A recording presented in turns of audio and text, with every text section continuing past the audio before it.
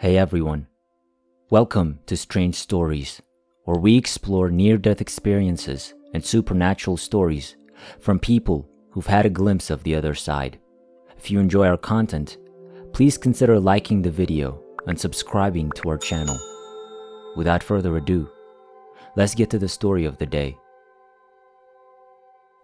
On a Wednesday night in August 2005, I was sent to the emergency department with severe abdominal pain and vomiting, which was misdiagnosed as pancreatitis. My intestines had ruptured, my lungs had collapsed, and my kidneys had failed. I was covered in ice due to my high fever of 42 degrees Celsius and a lack of blood pressure.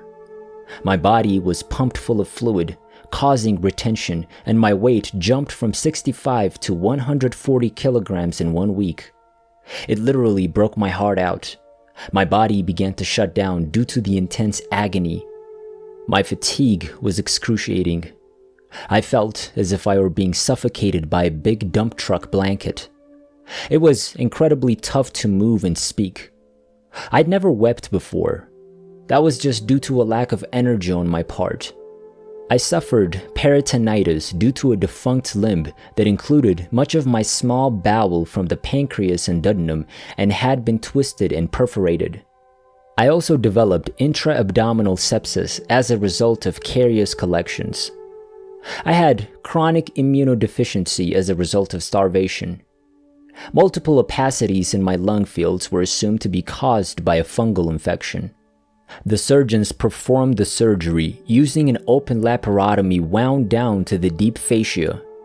My abdominal button was located on my left side of the body. For 9 months, my entire stomach was open. The wound at the top is still open, and I could see about 5 centimeters into my body. I've been in 3 induced comas and undergone 8 major surgeries.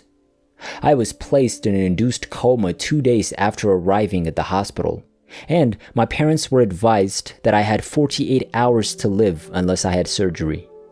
Due to various problems, the percentage of survivors after the surgery was exceedingly low. I could hear and feel during the coma, but I couldn't reply. I recall attempting to lift my eyes with all of my strength, but my body refused to cooperate. The weariness was unbearable. During the coma, I felt a white mist enter past the top of my head and slowly work its way through my body. It was a pleasant sensation, and I remember thinking, it's cleansing me. Every cell in my body is being cleaned by this light. It came to a halt in my heart and lingered there for a while before proceeding through my body. The next thing I remember happening was while I was on the surgery table. Following meetings with my surgeons, they have admitted that I'm not medically alive. They informed me that my heart had never stopped beating and that they were certain I would not survive the procedure or recovery period. I recall being in a valley. At funerals, I used to become agitated when I read Psalm 23. Even if I walk through the shadow of death, I will fear no harm, for thou art with me. I noticed a sandy path with black jagged rocks on either side. The rocks were the darkest of the dark, reaching high into the heavens as though there was no end in sight. The only reason I could see these rocks was because of the light in the valley. It transformed darkness into brightness. I had no body, but I saw a man in a bright white robe. His garments shone like a lightning bolt. Light and love radiated from him, drenching me in euphoria. His love for me was so intense that I could only stare at him in admiration. It was like you had been immersed in the Pacific, with water gushing within and outside of you. Absolute saturation, every cell drenched in his love. He was approaching me while holding the hand of a little girl. I recognized the tiny girl as myself. I found myself inside the small child, looking through her eyes. I raised my head and gazed at him. He was staring down at me, compassionate and loving. His eyes exhibited a level of purity, holiness, and emotion that was beyond human comprehension. I knew no person could comprehend even a fraction of the magnitude of his devotion. He adored me because I was his child. He then spoke to me through thinking rather than words. "It is not your time yet." I returned at that point. One of the first things I exclaimed when I awoke was, "I can see." I notice. My eyes appear to be covered in scales. "Yes, I know you can see," my mother, a nurse, replied. I wasn't talking about bodily vision, but to spiritual vision. It was as if a veil had been drawn across my eyes as a result of a tragic experience when I was 18. It had an impact on every aspect of my life.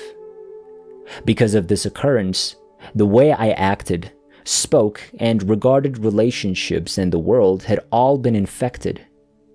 Because of what had transpired, I felt unclean and guilty. I used to believe that God couldn't look at me. I had the impression that I was never good enough. I was able to glimpse inside my own heart as a result of this encounter. I could see myself as God saw me. I felt stunning. I felt gorgeous as I lay on my hospital bed with tubes covering my body, an open wound 40 centimeters by 40 centimeters, hair falling out, skin peeling off my eyelids, and water retention causing me to weigh 140 kilograms. I felt so gorgeous, pure. This is how God perceives me. In the past, I was able to forgive others. I used to believe that forgiving someone meant letting them off the hook. I now realize that not forgiving them binds you to them. So many realizations and facts were revealed. The purpose of life is to praise God. We are all here for a reason, and that reason is His. Humans are drawn into earthly pleasures, which distort their perception of reality. I realized that we sometimes don't even know what's going on in our hearts. This is also related to the subconscious, in my opinion. I went through 2 more comas, the second of which I witnessed hell. After the images, I couldn't sleep for 3 days in the intensive care unit. You'll have to get in touch with me to learn about that one. During that coma, they had to bind me to the bed because I was trying to rip all of my tubes out, which would have resulted in death. I could sense other people's anguish. When someone comes to see me, I simply know about their problems. While in the intensive care unit, I had a heart attack when the life support of the patient next to me was turned off without my knowledge. She arrived with a heart attack. I couldn't see the patient a few beds away, but I felt pain down my left leg. I urged my mother to look into it, and she discovered that he had been in an accident and had suffered injury to his left leg. This type of thing happens all the time. For a few moments, it seemed as if I had taken on other people's sorrow. I spent 10 minutes in a wheelchair, fell to 55 kilograms in 4 months, and was anorexic. I'm 175 centimeters tall. For nearly 10 months, I vomited up to 30 times each day, which was excruciatingly uncomfortable with an open wound. I've lost a lot of hair and have a lot of scars. I'm still recovering and will need another big surgery soon because the wound has become infected and has formed a sinus. I had times when I just wanted to die. I'm no longer terrified of death. We're all here for a specific purpose, to do God's will. I can firmly state that despite being informed that I may never fully recover, I am a walking miracle, a medical miracle as well as a healing of old wounds. I am confident that I will fully recover. My doctors are astounded by my progress. I'm back to teaching 3 days a week at a high school, which is exhausting, but hey, I'm teaching. People I've told about my experience have been influenced. People frequently cry when I tell what it was like in the valley, especially when I stare into His eyes. I have informed strangers in shops and on public transportation, and the same reaction occurs.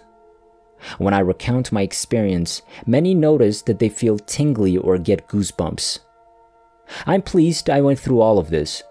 It was well worth it. The doctors said I would die from the pain.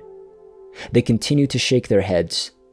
I'd do it all over again simply to see his face, simply to experience his love. The miracles that occurred during that time, of which I've only scratched the surface in this narrative, reinforced my faith in the Christian God. God is the one and only God.